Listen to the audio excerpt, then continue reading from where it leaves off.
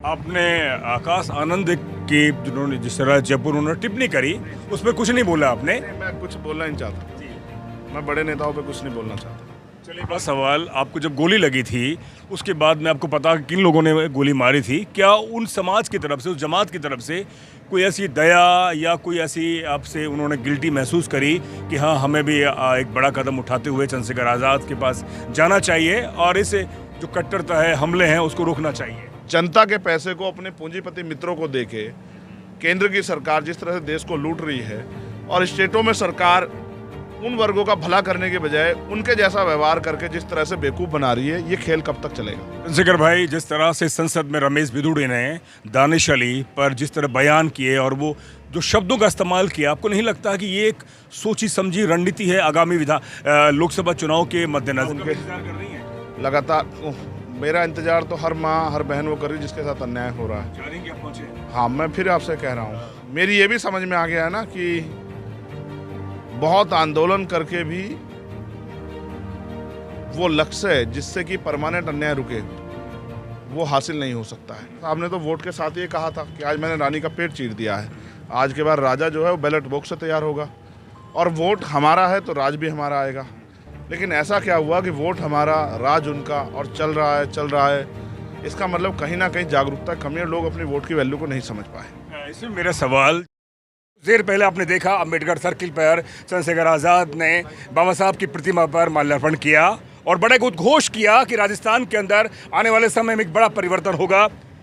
जिस तरह से लगातार यात्राएं निकल रही हैं, तमाम राजनीतिक पार्टियां यात्रा निकाल रही हैं, उससे इतर क्या है? क्योंकि आप एक दलित, बहुजन, पिछड़े, माइनॉरिटी के आप एक उनके हौसले बुलंद करते हैं। देखिए, यात्राएं जागरूकता के लिए है। जागरूकता से सोच बनेगी, सोच से परिवर्तन होगा।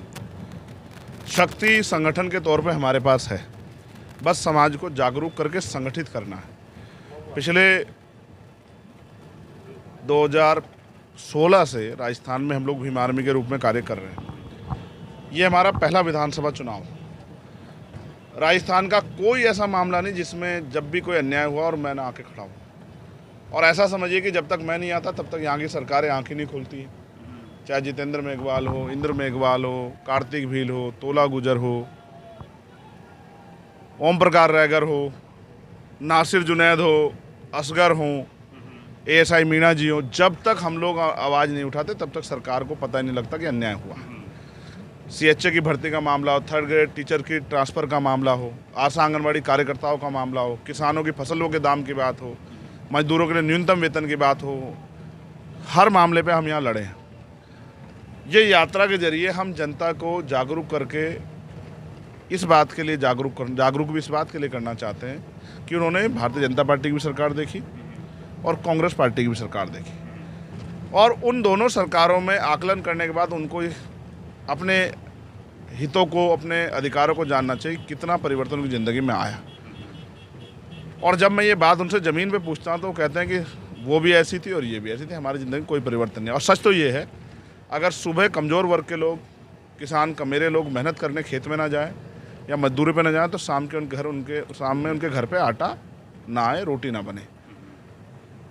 आज़ाद हुए 75 साल हो गए हैं, वोट हमें मिल गई थी 52 में, और वोट के जरिए जो है 52 में जब लोकतंत्र आया तब से वोट हमारे लोग दे रहे हैं, तो इनकी ज़िंदगी में परिवर्तन क्यों नहीं हुआ?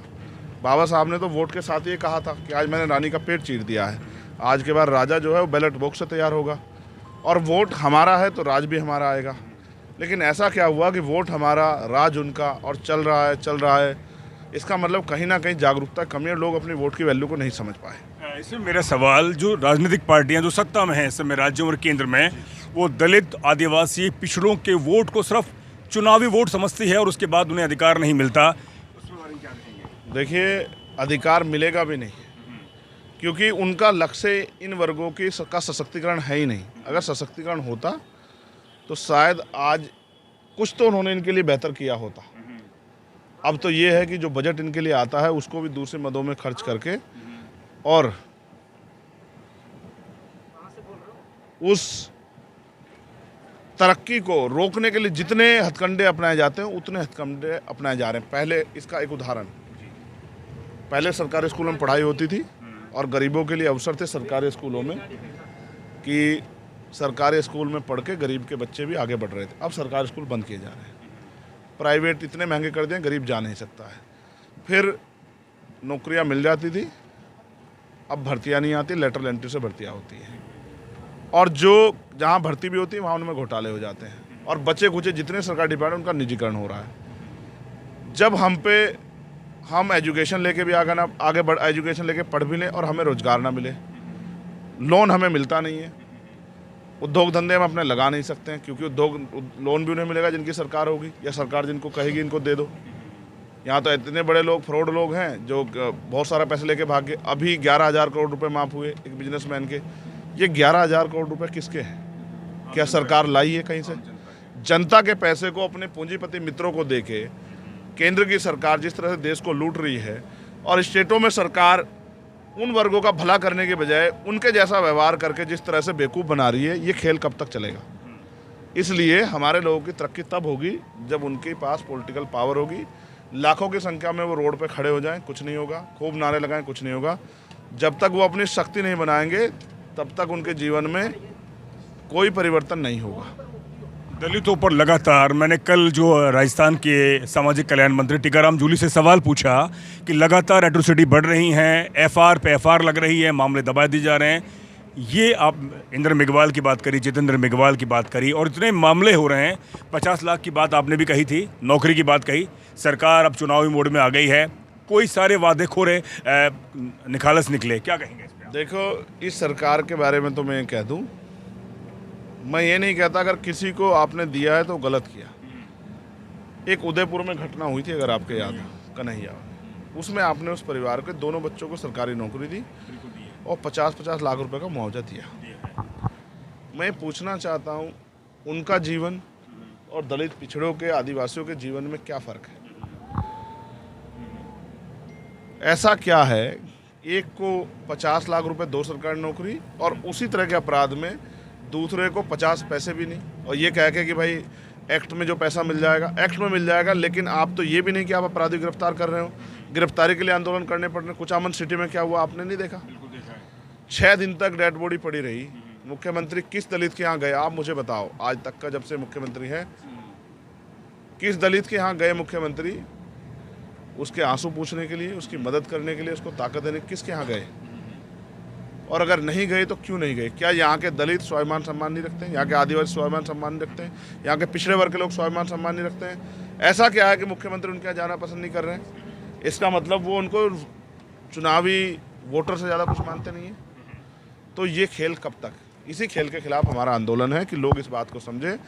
हमारे कहावत है कि अजमाए हुए को अजमाने का मतलब ये है कि जो मिलता है वही मिलेगा। अगर समाज को यही चाहिए जो मिलता आ रहा है, फिर कोई दिक्कत नहीं है।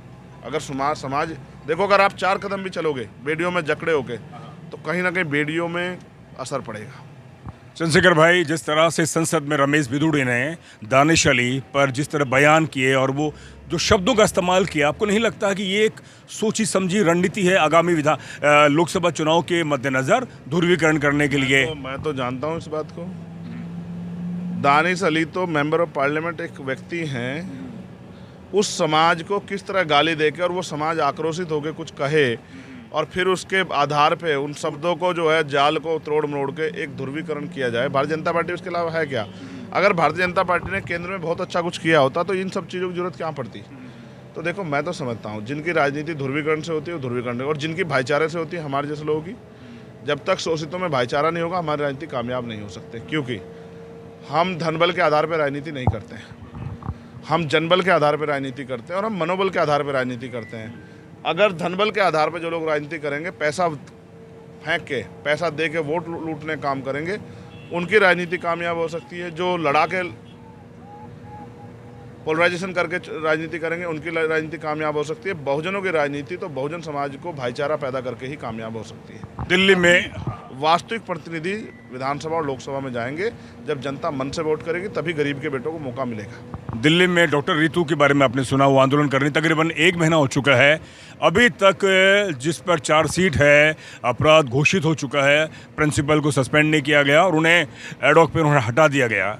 क्या कहेंगे, क्या हमारे बच्चे इसी तरह से? मैंने जिस दिन मुझे उसकी जानकारी हमारे प्रदेश अध्यक्ष जी ने दी, तभी मैंने उस पर ट्वीट किया, अपनी बात रखी और लगातार हमारी टीम उनके इंतजार कर रही है, लगातार मेरा इंतजार तो हर माँ हर बहन वो कर रही है जिसके साथ अन्याय हो रहा है। चाह रही हैं कि आप पहुंचे। हाँ, मैं फिर आपसे कह रहा हूँ, मेरी ये भी समझ में आ गया है ना कि बहुत आंदोलन करके भी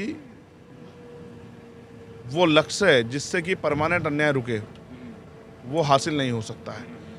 तो वो आंदोलन कर रही बहादुर बहन है, उसको बधाई। और हमारी टीम लगातार उनके साथ है। आप देखोगे शुरू से हमारी टीम उनके साथ जाती है और धरने पर रहती है। और मैं कह रहा हूँ क्योंकि मेरे कंधों बहुत लोग जिम्मेदारी में जाके एक दिन बैठ के आ जाऊँगा, 2 दिन बैठ के आ जाऊँगा। उसी मुहिम तो बनेगी ना आपके आ जाने से। मैं तो उन लोगों को कह रहा हूँ जो सदियों से कई उससे सालों से दशकों से वोट लेते आ रहे हैं। मैं तो उन नेताओं को सोच रहा था कि वो जाके उनकी मदद करेंगे, जो किसी को जानते पहचानते नहीं है, बड़े बड़े नेता हैं, वो जाके मदद करेंगे। लेकिन हर कमज़ोर की, हर बेबस की, हर लाचार की, हर पीड़ित की उम्मीद चंद्रशेखर आज़ाद और आज़ाद समाज पार्टी और भीम आर्मी में बचे हैं। मैं इस काम को भी जल्दी जो है पूरा करूंगा। लेकिन मैं समझता हूं कि सरकार इतनी आसानी से अपने एजेंडों को छोड़ेंगी नहीं। इसके लिए राजनीतिक शक्ति बना के इनको सरकारों से बेदखल करके हम इनके मनोबल को तोड़ के अपने लोगों को सुरक्षित कर सकते हैं।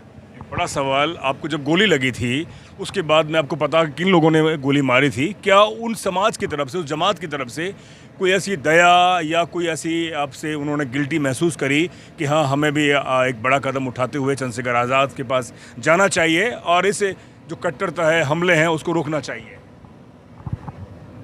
दया के पात्र तो हम लोग सदियों से रहे हैं।